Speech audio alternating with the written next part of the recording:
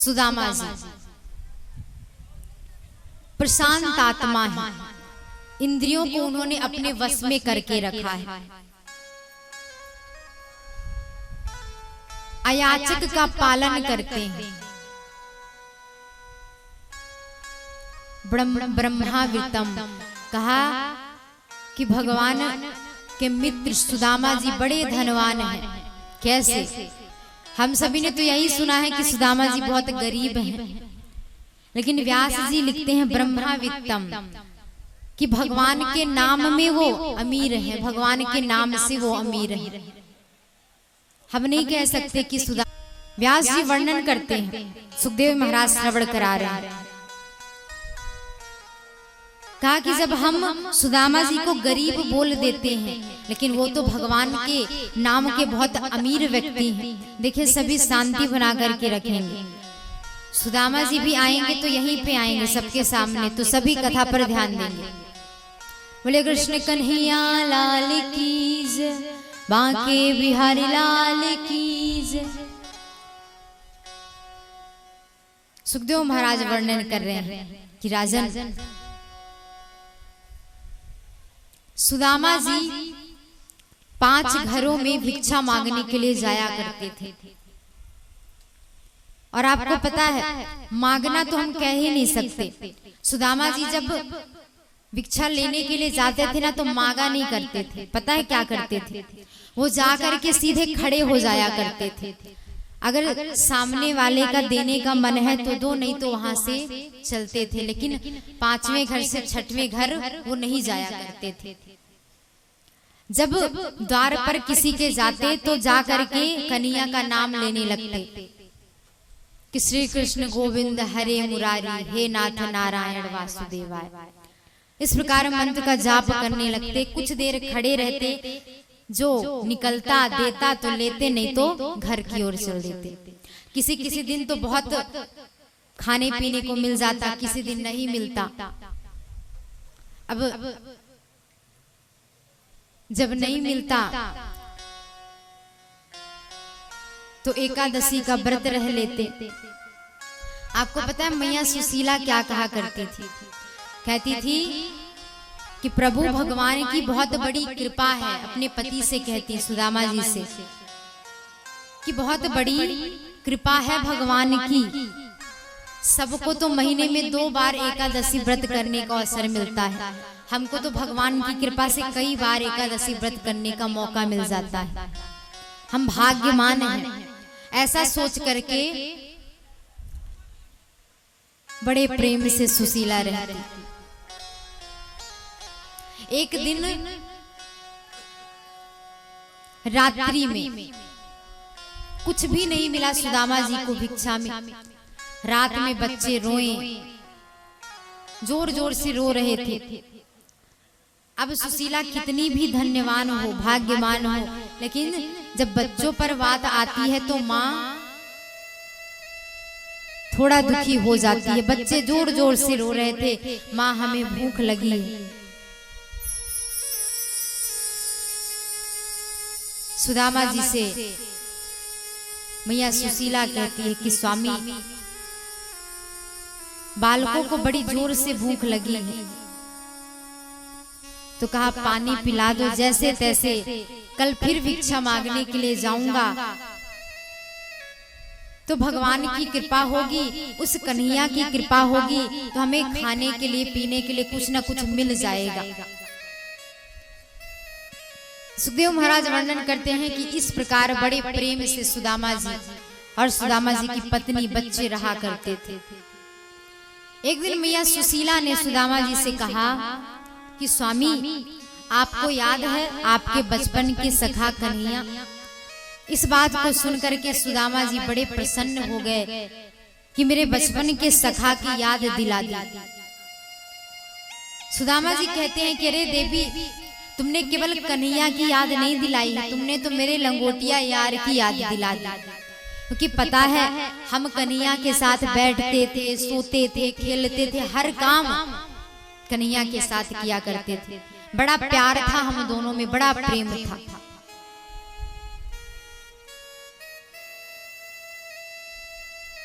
मैया सुशीला सुदामा जी से कहती हैं, कहा कि स्वामी एक बात बताइए, क्या आपका कभी मन नहीं करता कि आप अपने मित्र से मिल करके आ जाएं, उनके दर्शन करके आ जाएं? तब सुदामा जी कहते हैं, कहा कि देवी मिलने का तो बहुत मन करता है, क्योंकि ऐसा कौन व्यक्ति होगा जो कन्हैया जैसे परम मित्र को पा करके बार बार मिलना नहीं चाहे। लेकिन देवी तुम तो जानती हो कि खुद के खाने का ठिकाना नहीं है, और तुम्हें तो पता है कि जब कोई व्यक्ति मित्र के यहाँ जाता है, गुरु जी के यहाँ जाता है, तो कुछ न कुछ खाने का इंतजाम करके और ले करके ही जाता है। अब हमारे खुद का ठिकाना नहीं है तो कन्हैया के लिए क्या लेकर के जाऊं, ऐसे तो नहीं जा सकता। सुशीला ने सोचा, बोला सही बात है स्वामी, ये तो सही बात है, आप सही बोल रहे हैं। फिर मन में विचार आया तो कहा कि स्वामी एक काम करिए, आप जाने के लिए बस तैयारी कर लीजिए, बाकी का इंतजाम मैं कर दूंगी। बोले कैसे? बोले आप अपने मित्र के यहाँ जाएंगे तो कुछ लेकर के जाएंगे, यही भाव है आपके मन में। तब सुशीला क्या करती है, 5 घरों में जाती है और 5 घरों से एक एक मुट्ठी चावल लेकर के आ जाती है और एक पोटली में उस चावल को बांध देती है।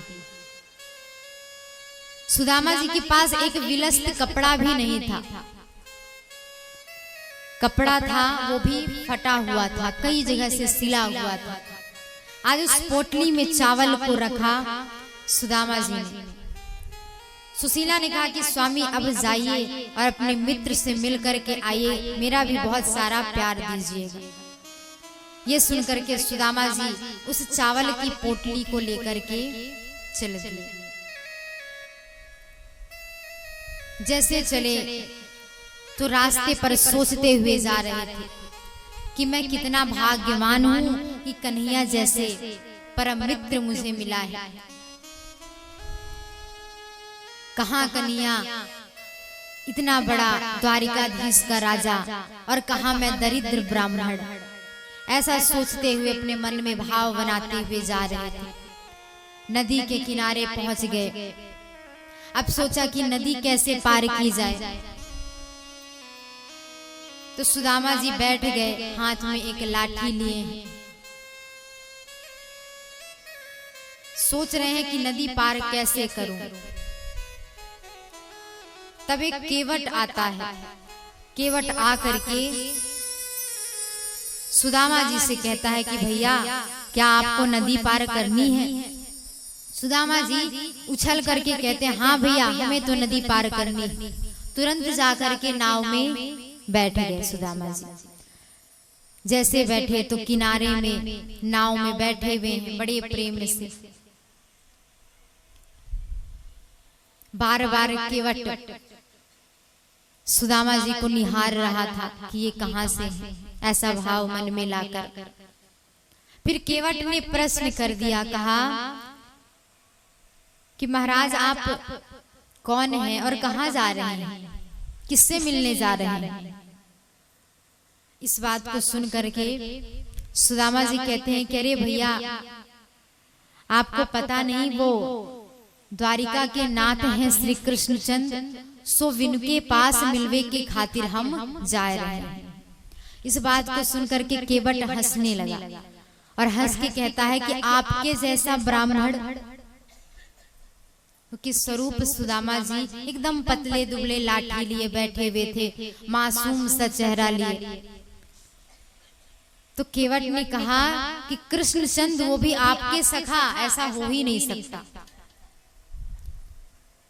सुदामा जी कहते हैं कि तू क्या जाने भैया, तैने तो जीवन भर बस नौका ही चलाई है, लेकिन मेरो कन्हैया वस्त्र ना देखे, मेरो कन्हैया आभूषण ना देखे, मेरो कन्हैया तो केवल आपको मन देखे, आपका भाव देखे कि आप कैसे हो। बोले कृष्ण कन्हैया लाल की, बांके बिहारी लाल की। जब सुदामा जी ने कहा तो केवट ने पूरी बातें को सुना और बात सुनने के बाद हल्का सा मुस्कुराहट अपने चेहरे पर लाते हैं और मुस्कुरा करके कहते हैं कि वाह सुदामा, सारी दुनिया बदल गई लेकिन तू बिल्कुल वैसे के वैसा ही है। आज बार बार सुदामा जी को देखते हुए जा रहे हैं। नदी को पार लगाया, नदी पार लगाने के बाद किनारे आ गए। अब मन में ये चाह है कि कितनी जल्दी द्वारिका नगरी में पहुंच जाऊं। केवट से सुदामा जी ने पूछा कि भैया ये बताओ अभी द्वारिका नगरी कितनी दूरी पर है? तो केवट ने कहा, भगवान ने कहा कि देखो भैया, ऐसा है कि तुम्हारी चाल को देख करके लगता है कि तुमको अभी 2-3 महीने और लग जाएंगे। इस बात को सुन करके सुदामा जी ने कहा कि वाह कन्हैया, इतनी दूर चल करके आ गया, इतनी दूर आ गया, लेकिन अभी भी बहुत समय है द्वारिका नगरी में पहुंचने में, तेरे पास पहुंचने में, तेरे दर्शन करने में। सुदामा जी इस बात को सोच रहे थे और एक वृक्ष के नीचे सोचते सोचते सो जाते हैं। इधर कन्हैया को पता चला, अब कन्हैया ही थे केवट। कन्हैया गरुड़ को आदेश देते हैं कि जाओ और जा करके सुदामा को लेकर के आओ, और प्रयास यही रहे कि सुदामा को पता ना चले कि कोई लेने के लिए आया है। आज गरुड़ महाराज जाते हैं सुदामा जी को लेकर के द्वारिका नगरी में छोड़ देते हैं। जब उनकी नींद खुली तो उठने के बाद इधर उधर देखा तो हर जगह स्वर्ण मंडित दरवाजे नजर आ रहे थे। जिधर देखें तो कृष्ण कृष्ण की आवाज आ रही थी। थोड़ा चला लेकिन फिर भी समझ नहीं आया कि मैं आ कहां गया हूं, क्योंकि मैं तो सो रहा था। सोते सोते पता नहीं कहां आ गया। बड़े सुंदर सुंदर महल, बड़ी सुंदर सुंदर गलियां,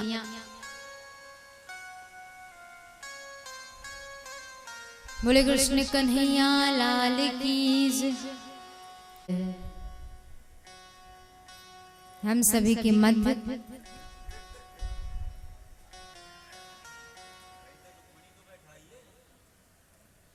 सब बैठे तो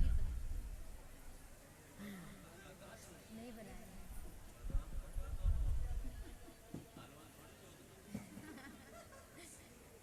बोले कृष्ण कन्हैया लाल की जय, बांके बिहारी लाल की जय। आज द्वारपाल के पास सुदामा जी आते हैं, पतले दुबले से लाठी लिए।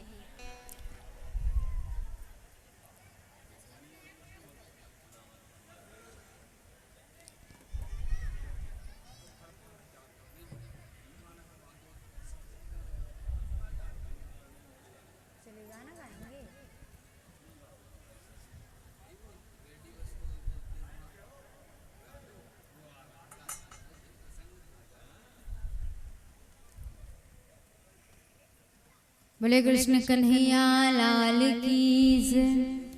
आज सुदामा जी द्वारपाल के पास पहुंचते हैं। द्वारपाल को बताया कि भैया ये महल किसका है? तो कहा ये महल तो द्वारिकाधीश का है, कृष्णचंद्र जी का है। तो कहा कि मैं उनके बचपन का सखा हूं, आप जाओ और जाकर के उनसे कहना कि आपके बचपन का सखा आया हुआ है। द्वारपाल कन्हैया के पास गए और कन्हैया के पास जाकर के कहते हैं क्या कि शीस पगाना जगा तन पे, प्रभु जाने को आही बसे के ही ग्रामा। शीस पगाना जगा तन को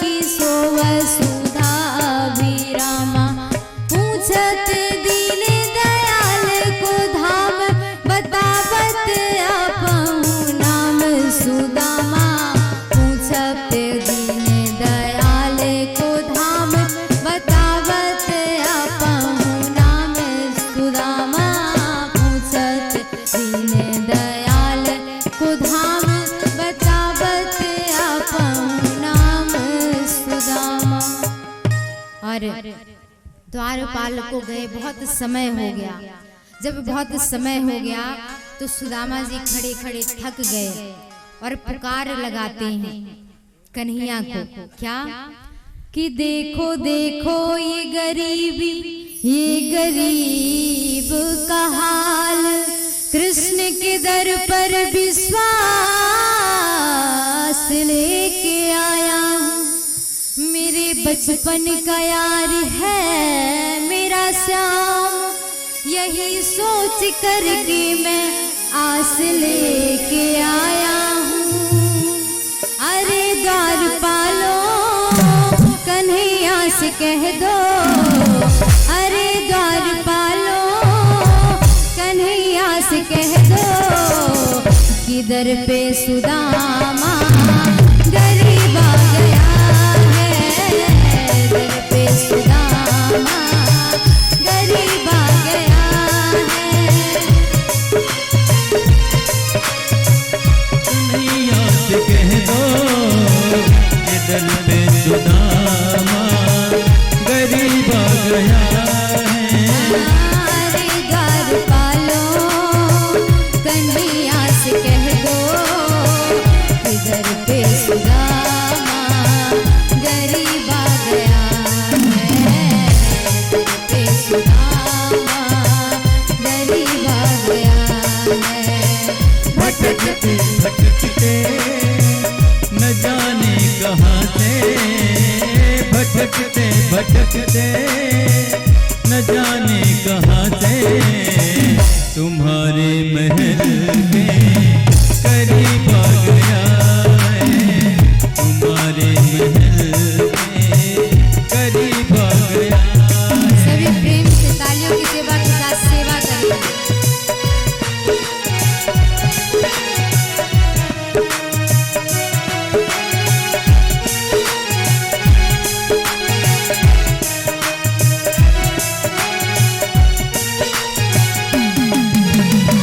न सिर पे है पगड़ी, न तन पे है जामा, न सिर पे है पगड़ी, न तन पे है जामा। बता दो कन्हैया को नाम है सुदामा हो, बता दो कन्हैया को नाम है सुदामा। न तन पे है पगड़ी, न तन पे है जामा। बता दो कन्हैया को नाम है सुदामा हो, न सिर पे है पगड़ी, न तन पे है जामा। बता दो कन्हैया को नाम है सुदामा हो। बता दो कन्हैया को नाम है सुदामा। एक बार मोहन से जाकर ये कह दो, एक बार मोहन से जाकर ये कह दो, मिलने सखावत नसीब आ गया है। सखावत नसीब आ गया है।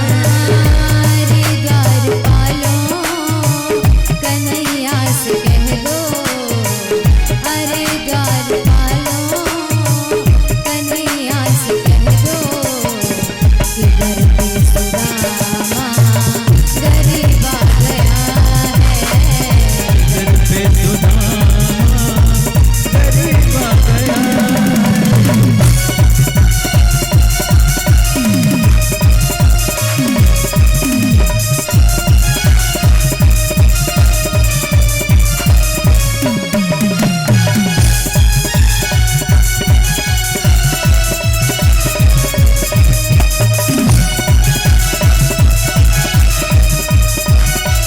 और आपको पता है हमारे कन्हैया दौड़ करके सुदामा जी के पास जाते हैं।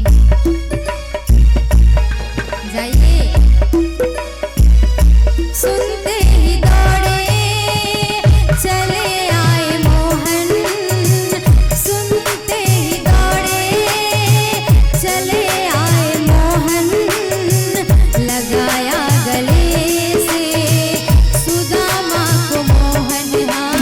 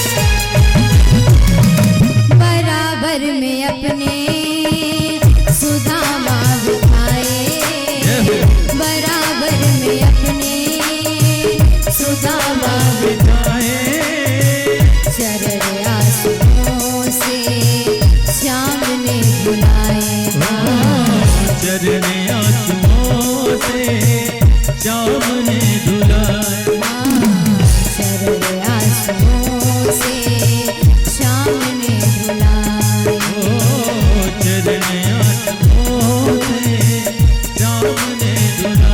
वो बराबर में अपने सुदामा बिठाए, चरण आंसुओं से श्याम ने धुलाए, बराबर में अपने सुदामा बिठाए, चरण आंसुओं से श्याम ने धुलाए,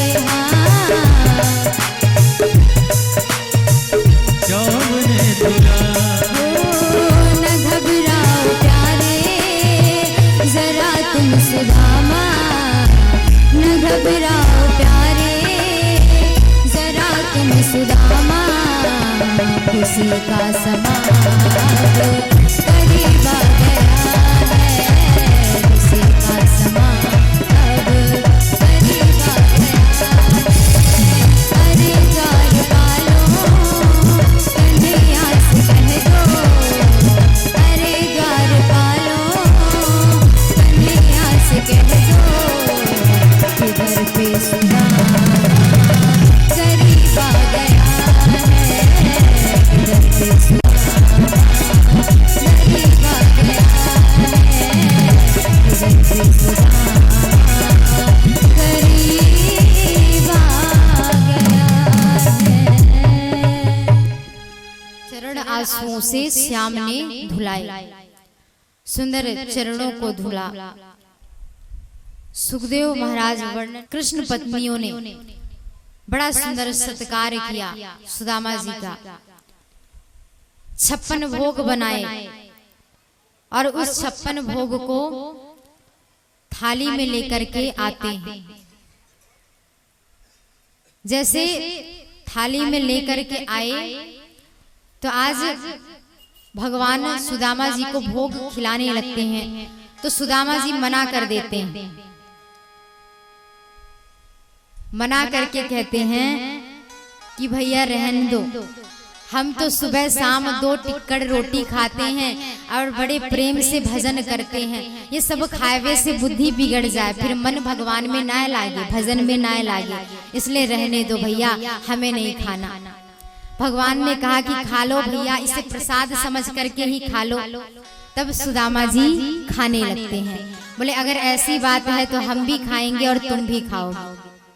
आज इस दृश्य को 16,108 पटरानियां देख रही हैं, सैनिक देख रहे हैं, मंत्री देख रहे हैं, सभी प्रेम से एक दूसरे को खिलाते हैं। बोले कृष्ण कन्हैया लाल की जय, बांके बिहारी लाल की जय। प्रेम से सुंदर प्रसाद पाया और बड़े प्रेम से बैठे थे। अब आपको पता है भगवान की जितनी पत्नियां थी 16,108, तो सभी आकर के भगवान के मित्र सुदामा जी के दर्शन कर रही हैं, चरणों को छू रही हैं, पैरों को छू रही हैं। सबसे पहले मैया रुक्मणी आई। मैया रुक्मणी ने कहा कि प्रणाम, मैं रुक्मणी। जामवंती आई, जामवंती ने कहा कि प्रणाम, मैं जामवंती। सत्यभामा आई, कालिंदी आई, मित्रविंदा आई, सत्या आई, भद्रा आई, लक्ष्मणा आई, और इस प्रकार 400-500 कृष्ण पत्नियों ने आशीर्वाद सुदामा जी का ले लिया। जब 400-500 पत्नियों ने आशीर्वाद ले लिया तो सुदामा जी ने एक बात कही, कहा भैया सुनियो तो सही। कन्हैया ने कहा कहो क्या बात है। सुदामा जी कहते हैं कान में कहूंगो। आज सुदामा जी कन्हैया के कान में क्या कहते हैं,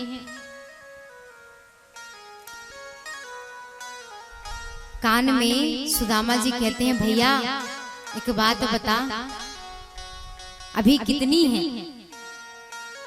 क्या कहा? अभी कितनी है? तो भगवान ने कहा कि अभी तो बहुत है। अच्छा भैया ठीक है, हम तो आशीर्वाद ही दे सकते हैं।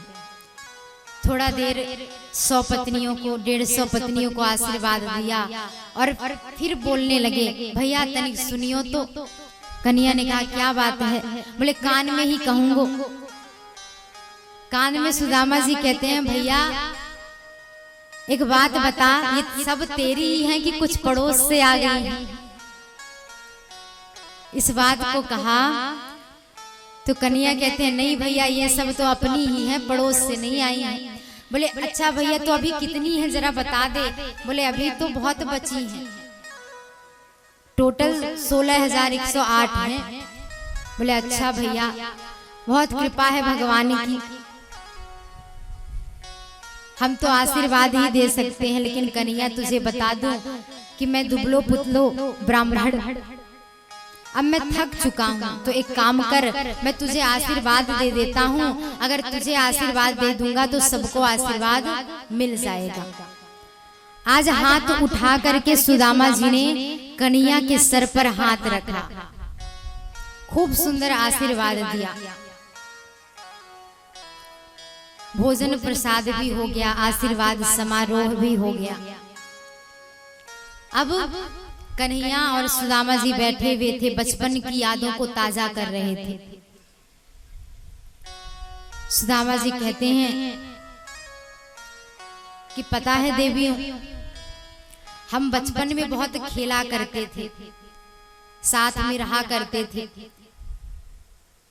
बहुत हम सभी ने लीलाएं की चंचलता वाली, जिसमें हमें मैया की डांट पड़ती थी, मार भी पड़ती थी। और हम तो गुरुकुल में भी इतनी मस्ती किया करते थे कि जो हमारे सखा थे वो लाठी लेकर के दौड़ाने लगा करते थे। सुदामा जी कहते हैं भैया एक बात बताऊं, और ये कन्हैया कोई ऐसा वैसा छोटा कन्हैया नहीं है, द्वारिकाधीश बन गया है, लेकिन पहले बचपन में चोरी किया करता था माखन की, गोपियों के चित्त को चुराया करता था। इस बात को सुन करके कृष्ण पत्नियां कहती हैं कि महाराज हम ये सब सुन करके ही इनसे विवाह किए हैं। कहा अच्छी बात है।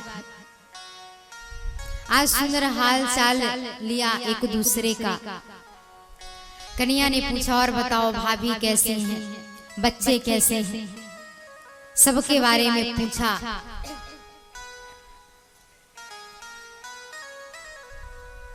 और एक बात कन्हैया ने ये भी पूछी कि भैया ये बताओ कि हमारी भाभी ने हमारे लिए कुछ दिया है कि नहीं। अब सुदामा जी को बड़ी शर्म आए, इतने बड़े राजा द्वारिकाधीश, इतने द्वारपाल हैं, सैनिक हैं। बोले कृष्ण कन्हैया लाल की जय, बांके बिहारी लाल की जय। सुदामा जी सोचे लाया तो हूं कन्हैया के लिए चावल, लेकिन मैं दूं कैसे? सब लोग क्या सोचेंगे कि इतना बड़ा राजा चावल खा रहा है। तो संकोचवश बोल देते हैं कि अरे कन्हैया मैं तो कुछ भी नहीं लाया तुम्हारे लिए। इस बात को सुन करके कन्हैया चेहरे को देख करके ही जान गए कि कुछ तो लाया है। कि इस जल को पूरे महल में छिड़काव कर दो। आज जब हमारे कन्हैया चरणों को धुल रहे थे तो सुदामा जी कहते हैं कि अरे भैया रहने दो, मत धुलो, जाने दो। आज कन्हैया कहते हैं कि देखो सुदामा जी, आप जैसे ब्राह्मणों के आने से ही हमारी ये द्वारिका नगरी प्रसन्न हो जाती है, धन्य हो जाती है, आनंदमयी हो जाती है। आपकी बड़ी कृपा है मुझ पर। आदेश दे दिया कि इसका छिड़काव पूरे महल में कर दो। भगवान ने सभी की छुट्टी कर दी, मंत्रियों की। और आज जितनी पत्नियां हैं 16,108 सभी भगवान के मध्य बैठी हुई हैं। सुदामा जी बैठे हुए हैं। कन्हैया कहते हैं सुदामा जी से कि भैया ये बता कि तू कैसे है। तो सुदामा जी कहते हैं कि भैया हम तो मस्त हैं, अच्छे हैं, बढ़िया हैं।